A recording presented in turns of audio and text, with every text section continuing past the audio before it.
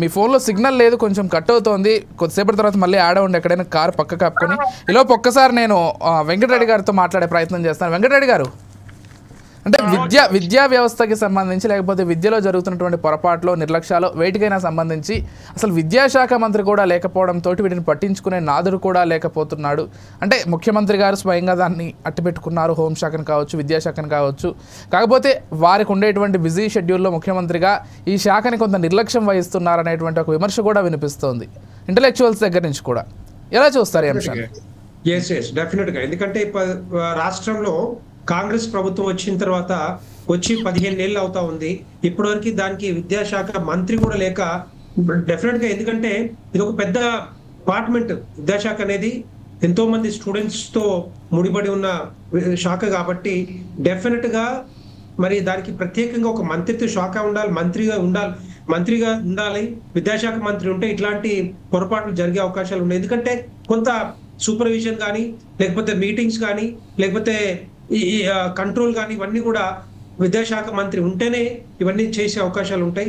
అది కూడా ఒక కారణం కావచ్చు. ఎందుకంటే మరి విద్యాశాఖ అనేది ముఖ్యమంత్రి గారి దగ్గర ఉంది కాబట్టి డెఫినెట్ గా ఇప్పటికైనా కూడా కళ్ళు తెరిచి ఈ కాంగ్రెస్ ప్రభుత్వం విద్యాశాఖ మంత్రిని ఇమ్మీడియట్ గా అపాయింట్ చేస్తే మాత్రం ఇలాంటి అవకాశాలకి, ఇలాంటి ప్రాబ్లమ్స్ కి అవకాశాలు ఉండవు. రెండో పాయింట్ ఏంటంటే 2023లో మనకు తెలుసు, అప్పుడు కూడా TSC-PSC పేపరు దగ్గర నేను అనుకుంటా ఆ రోజు June 9, 2023 రోజు అది లీక్ అవటం.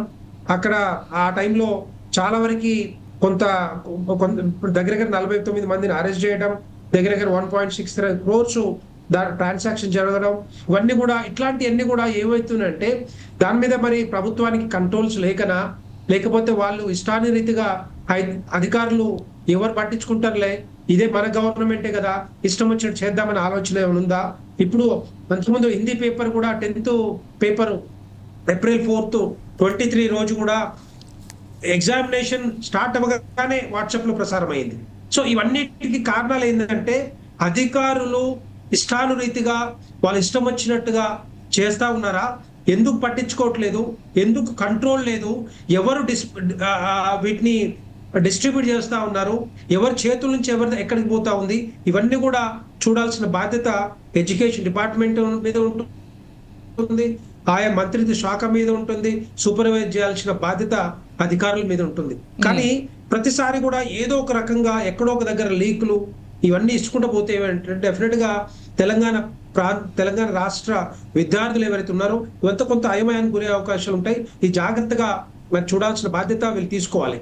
రెండో పాయింట్ ఏంటంటే ఇవన్నీ కూడా విద్యాశాఖతో పాటుగా స్కూల్స్ మీద కూడా, స్కూల్స్ లో ఇష్టానురీతిగా మనకు తెలుసు ఈ సబ్జెక్ట్ కాకపోయినా కూడా దాని గురించి మాట్లాడుతున్నాం కాబట్టి ఎక్కడ పడితే అక్కడ వేల కోట్ల రూపాయలు దండుకుంటా ఉన్నారు స్కూల్స్ యాజమాన్యాలు.